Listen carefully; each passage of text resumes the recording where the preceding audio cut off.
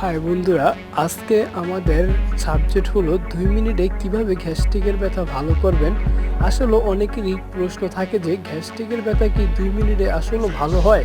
হ্যাঁ, অবশ্যই হয়।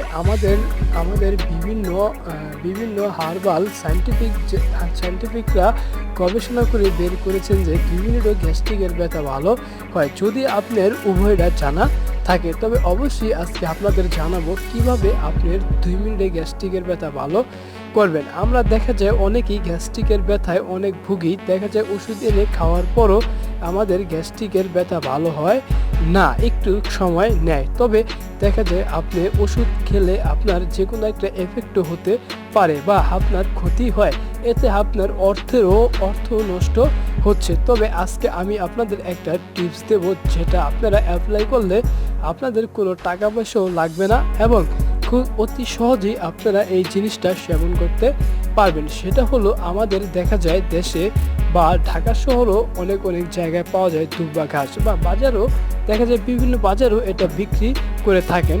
দুব্বা ঘাস অবশ্যই আপনারা চিনেন, তবে যে না চেনেন সে অবশ্যই আমাদের কি কমেন্ট করবেন। দেখা যায় যে একটু তরতাজা যে দুব্বাগুলো আছে সেখান থেকে কিছু দুব্বা আপনারা ছিঁড়ে আনবেন। আনার পরে সুন্দর করে ধুয়ে তা তা একটু পাটা বা একটু ছেঁচুনি দিয়ে সুন্দর করে ছেঁচে নেবেন। তারপরে নেওয়ার পরে যখন একটু রস বের হবে, তখন একটু পানি নিয়ে ওই পানির ভিতরে আপনি সুন্দর করে দুব্বা ঘাসগুলা একটুখানি হাত দা নেড়ে নেবেন।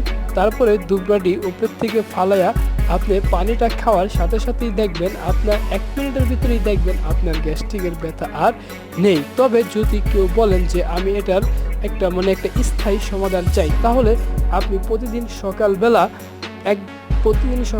1 গ্লাস করে আপনি দুব্বার রস যদি খেতে পারেন, তাহলে ইনশাল্লাহ আশা করি আপনাদের গ্যাস্ট্রিকের ব্যথা আর থাকবে না এবং এ থেকে আপনি চিরমুক্তিও লাভ করতে পারেন যদি আপনি রেগুলার খেতে পারেন। তবে যারা রেগুলার খেয়েছে তারা অবশ্যই ভালো হয়েছে। তবে আপনিও ট্রাই করেন আর আমাদের চ্যানেল সাবস্ক্রাইব করুন, আমাদের সাথেই থাকুন। আরও নতুন টিপস নিয়ে আমরা হাজির হব আপনাদের মাঝে।